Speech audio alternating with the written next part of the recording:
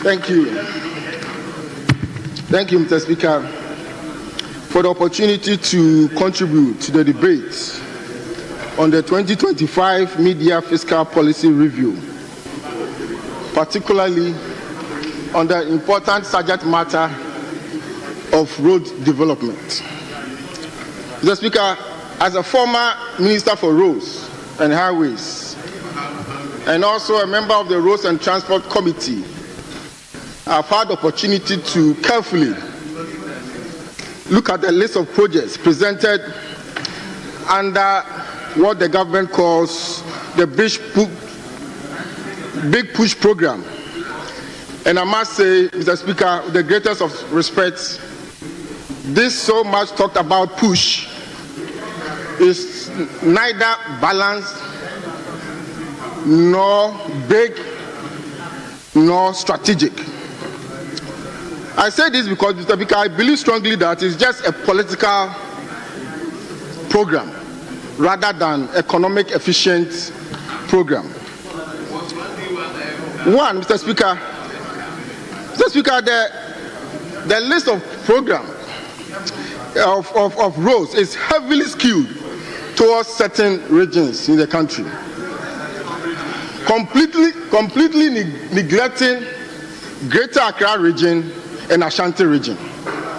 Mr. Speaker, these regions are the most urbanized regions. They are the most or the densely populated regions. The two regions alone, Mr. Speaker, account for over 35% of the Ghanaian population and the heartbeat, the economic heartbeat of our country. And if you are embarking on a road program to promote economic development and you conspicuously eliminate these particular regions, how are you going to explain this to Ghanaians? Mr. Speaker, earlier on, the honorable minister was in the northern region and said that the previous administration deployment of road had concentrated on certain regions. I believe he was referring to Ashanti region and Greater Accra region. I think that it makes sense, but he went ahead that this time he is going to go ahead and also do other regions in terms of the roads. For me, that is not fair to the country. That is not strategic, because you build roads where there are human beings, a lot of densely populated people, communities. You build roads which will connect economic centers that will drive economic development and economic growth. So for him to say that it's concentrated on the densely populated regions is not fair, and it is not the kind of development that will bring will bring collective development in the country. Remember, did you say there are no human beings? No, I said they are not densely populated regions. That's no. Mr. Speaker, let's not belittle the point I'm making. No, the point I'm making is honorable member, I just asked a question. My attention has been drawn to something, so we can do the honorable thing. Did you say there are no human beings? I didn't hear. Did you say there are no human beings in those regions? No. What I meant, if I no, honorable member, did you say so or you did not say so? Let me speak, Mr. Speaker. I don't want that to distract the very important point that I'm making. If I said there are no human beings, that's not what I meant. I withdraw that. But listen to me what I mean. The word withdrawn. Belittle the very important point I'm trying to make. Mr. Speaker, the work that I've done, Mr. Speaker, I hope you are noting the distractions. The work that I've done in this country, whether in public office and in private office, I have had the experience of traveling across the country. There are some roads. Honorable members, apart from asensu, boakye, all others should resume their seats. All others, kindly resume your seats. All others, kindly resume your seats, apart from Asensu Boakye. All others, kindly resume your seats. Honorable Asensu Boakye, you have the floor. Mr. Speaker, the work that I've done in my life, whether public or private, has taken me around this country. There are some places you can travel for 50 to 100 kilometers. You won't see communities, you won't see human beings. But there are some places that you travel 100 kilometers, 30 kilometers, and you will see densely populated communities, and you will see economic centers. When you have limited resources, this is where you should build your road. Mr. Speaker, basic economic theory teaches us that when resources are scarce, when we are in financial constraints, you prioritize. And that's exactly that's what I'm saying. If my opponents don't understand this, I don't know what else they will understand. Mr. Speaker, I also see abandonment of strategic ongoing roads under the Bridge Push program. No, Mr. Speaker, the Honorable Minister of Roads today rightly acknowledged that the Accra-Kumasi Road is the most, as a planner, I will call it the most important road in the country. The roads with the most traffic. And already, as a result of effort to bring interventions to increase mobility and enhance traffic flow, there are a series of interventions on that corridor. One of such intervention is the rehabilitation of the existing road. Many parts are deteriorated. I'm an MP from Kumasi. Every week I'm on the road. There are interventions going on that particular road. As I speak, the big push does not capture. Mr. Speaker, another area that the big push did not capture is the ongoing bypasses. There are 4 important bypasses going on. One at Osino, one at Enyem, one at Enyeresi, one at Konongo. Mr. Speaker, yesterday I came from Kumasi, and when I reached Konongo, I spent over 2 hours in traffic in Konongo. It's because of this reason. It's because of this reason that is why the interventions are being implemented. Listen to me. It's because of this that is why the interventions are being implemented. As we speak, these bypasses has achieved very significant achievement rates. For instance, bypass from Osino, the southbound, has achieved 78%. Osino northbound, 68%. Enyinem bypass, 58%. Enyinem bypass northbound, 100%. So they have all achieved significant completion rates. Mr. Speaker, what stops the government from completing these bypasses that will reduce the travel time from Accra to Kumasi by 3 hours? Now the minister is saying that they are going to construct a 6-lane expressway, totally different from the existing intervention. First of all, the president, with the greatest of him, the greatest of respect to the president, he was in Kumasi a couple of weeks ago. Will you listen to me? Listen to sense, wisdom. Listen to wisdom. Honorable Asensu Boakye. Listen to words of wisdom and stop the heckling. Honorable members, Honorable Asensu Boakye to say that they should listen to sense. Please, kindly withdraw listening to sense. What I mean is that they should listen to words of wisdom. Kindly withdraw listening to sense. They are not allowing me to flow because they know I'm making a good point. Honorable Asensu Boakye, will you withdraw listening to sense? Mr. Speaker, I withdraw listening to sense and replace it with listening to words of wisdom. Thank you very much. You can make progress. You can go ahead. Mr. Speaker, Basic economic theory tells us that resources, when we know that they are scarce, we have to prioritize. And already there are existing interventions. If you are able to complete these bypasses, it will reduce the travel time by 3 hours. Then what will be left is 98 kilometers of undualized road. For me, that is where the government should concentrate on and complete. Once that completed, we would have a dualized road from Accra to Kumasi. But the president was in Kumasi the other day, with the greatest of respect to the president. He said that they are going to construct a new expressway. And he went ahead to say that it will start next year and it will be completed at the end of his second term. Mr. Speaker, the Minister of Roads is here today. He told the media that they have now hired a consultant to do feasibility studies.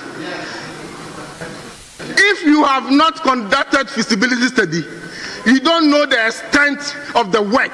You don't even know how much it will cost. On what basis did the president tell the nation that the project will start next year and complete at the end of his term? What it means is that the minister didn't brief the president well. He got the president confused and he made the president only made a path rather than a rational statement. Mr. Speaker, there are also some critical roads. There are also some critical roads that are started that this program has not captured. One of such roads is Kokobin and Nyakwanta Road. It's very important. Those of you who play on the Kumasi to Obuasi Road, you can see that you can sit in the traffic for about 5 hours. And last year we began the construction of this road. The big push refused to capture this road. There's also Solawa, that the contract was signed last year. Solawa is a very important road. The big push didn't capture the road. Atebubu Kwame Danso, when I was a minister, that road was under construction. Honorable Chumesi is here. When I was a minister, that road was under construction. It wasn't captured under the beach program. Mr. Speaker, the impact of this neglect is not abstract. It will affect productivity, it will affect national growth, and it will affect development. Mr. Speaker, another important one is the interchange. I have seen 1 or 2 interchanges that were not captured under the big push. One is the Takrady PTC. Of course, that project stopped because of the debt exchange program. And the same as the Nungwa interchange. I was hoping that given the importance of interchanges in unlocking mobility and helping in the development of the urbanized communities, I thought government will capture this in the big push, but it's not part of it. Mr. Speaker, I've also seen a deliberate misinformation and repackaging of existing roads as part of the big push, as though they initiated it. I have no problem with that. The constitution of this country enjoins us, enjoins every government to continue the projects of the previous government under the directive principle of state policy. But when you do so, you should recognize who started it. You should do so and recognize who started this. Development is a relay. It's not rivalry that you package somebody's roads that you have started and say that you are the one doing it.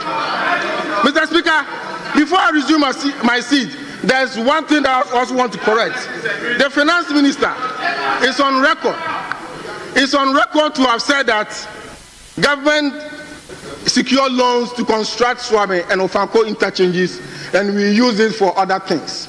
I think that's quite unfortunate, because we were all in this house when the government brought a loan facility of $750 million. At that time, Honorable the Finance Minister was either the chair of the finance committee or the minority leader. So he was part and parcel of the process. That facility was not for Ofanko project alone. It was not for Swami interchange alone. It was a multi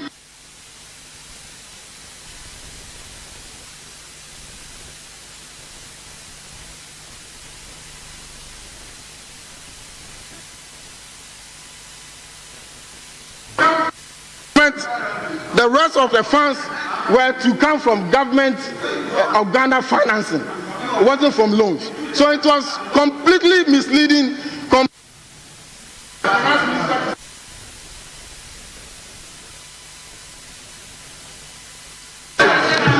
Honourable member, your time is up.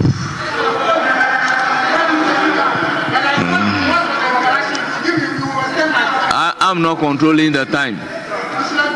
I am not the timekeeper. I am not the timekeeper. Yes, yes. I will then proceed to give the floor to Honorable Kwame Agboja, Minister for Roads and Highways. Yes. Mr. Speaker, I thank you for the opportunity. Yes, yes, yes. Thank you very much, Speaker.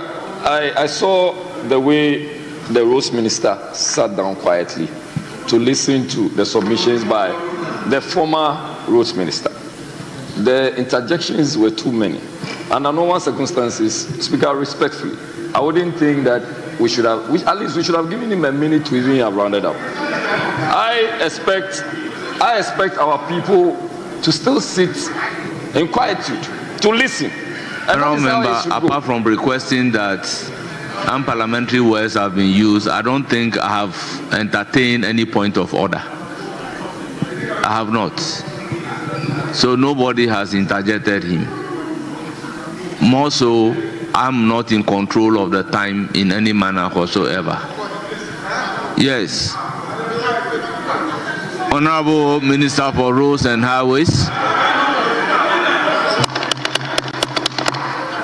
Honourable members, why? Honourable members, why?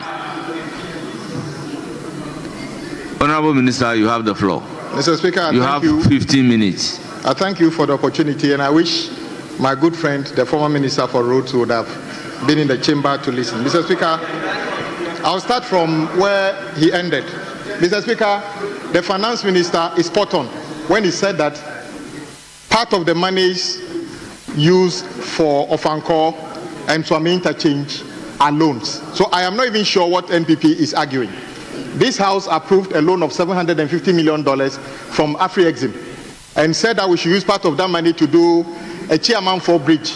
They decided to divert that and took it to Kumasi for the Swami interchange when the loan agreement for the Swami interchange fell off. So when they argue that we are not doing Swami interchange and Ofanko with loan, it is difficult for me to understand. Indeed, we took some of that money to those projects, yet the projects are not completed. So he hasn't said anything different.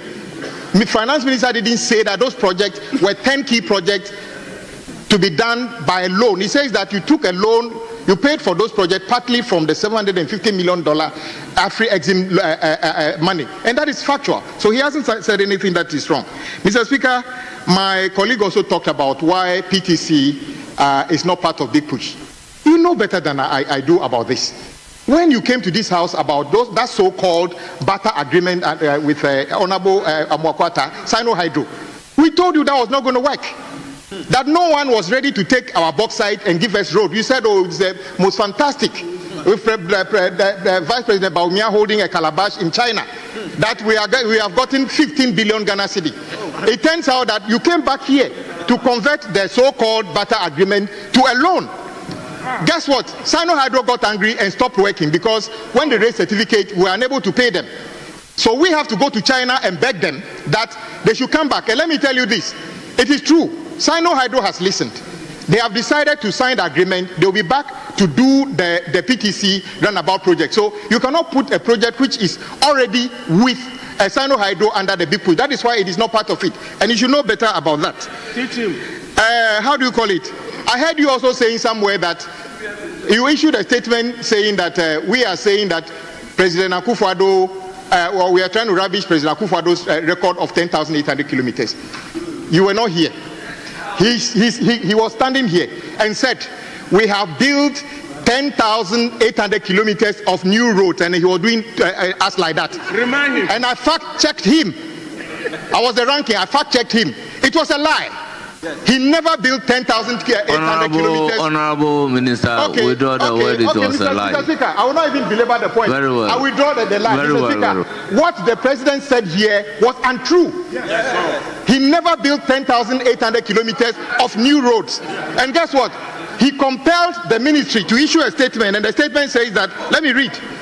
If Honorable Asensu, you can check, you still have some people at the ministry. And this is what the ministry issued, that Road Ministry confirms construction of 10,875 kilometers of new roads under President Akufo-Addo, Joy FM, because he compelled them to do that. Fortunately, the PRO who issued the statement is still my PRO today. I don't know how he feels today by issuing that statement and the reality of the day. You understand? So your press statement was needless. In fact, you are confirming what I have said. Mr. Speaker, my brother, you see, you have been a road minister for the Republic of Ghana. It's just a small advice. The road minister of Republic of Ghana, it doesn't sit well where all your examples appears as if you haven't been to any other place in the country. It doesn't look well. Yes, I agree. Accra Kumasi have the biggest volume of traffic in the country. But when you give the impression that just because that is the biggest volume, what about the farmer growing yam in Yendi? Yes. Don't we have to take a road there to convey the yam for us to consume in Accra? Including Kintampo. So you think that just because there are more people in Accra and Kumasi, we should spend all our money in Accra and Kumasi? Okay, let me give you this. The reset of President Mahama means that we are not, and my brother.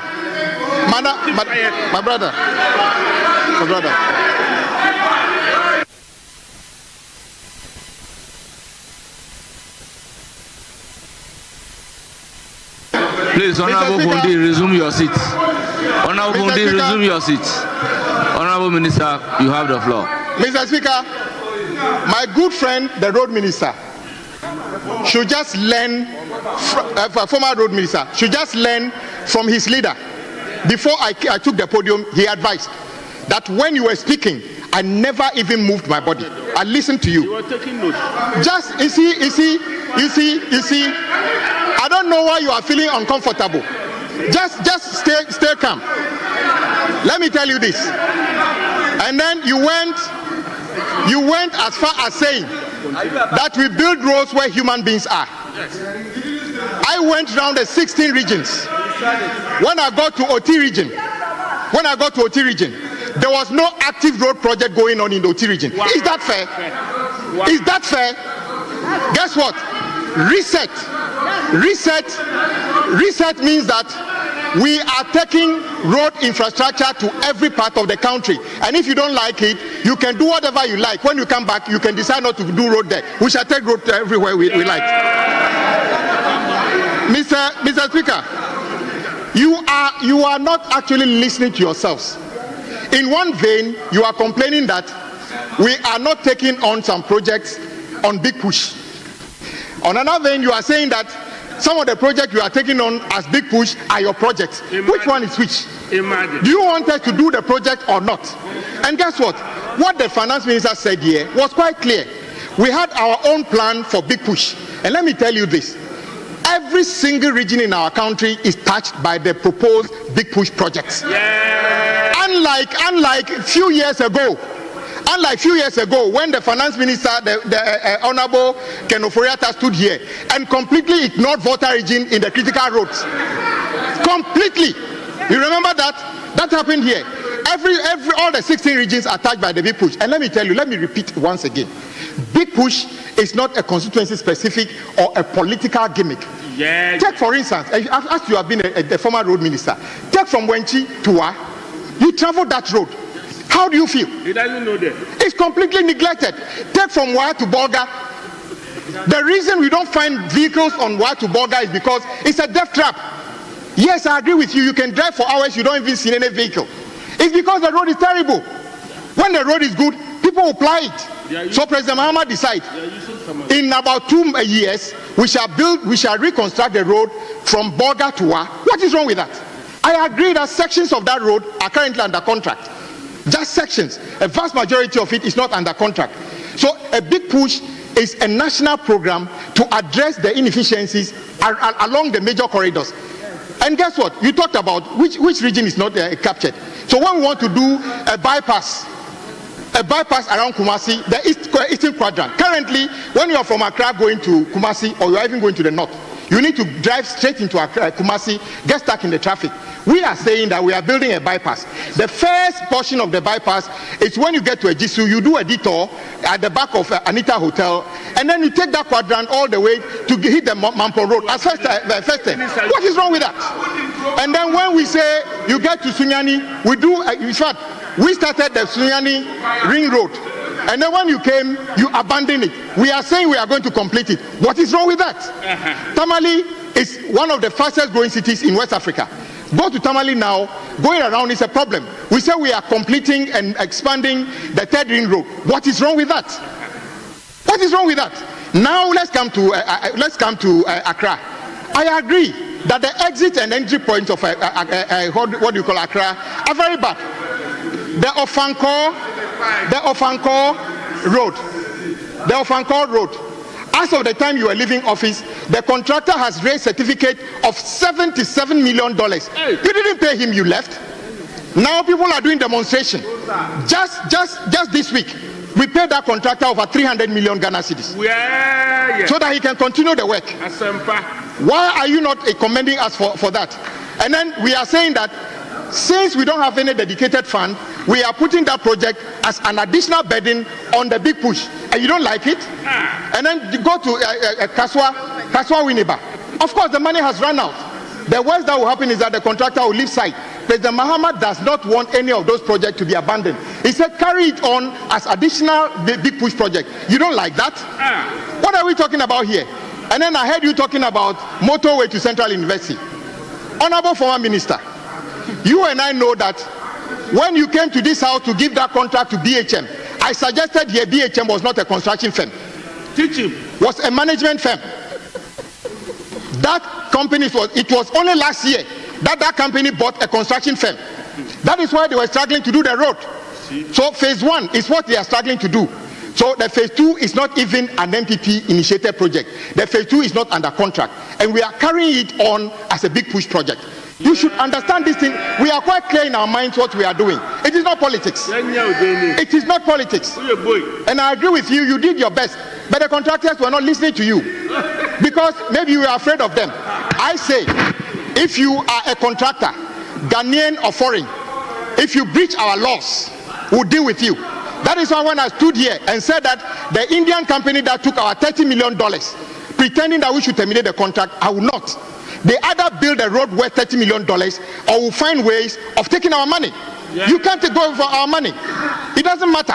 We are taking our money. So help me retrieve the 30 million that is supposed to use to do Savelugu to Walewale. Help me. Where's Dr. Kabiru? Help me retrieve the money. Because I need that money to pay contractors who have worked and are not being paid. Good. So help me do that. So I don't know why you are not helping me doing this. And then there's something I need to explain.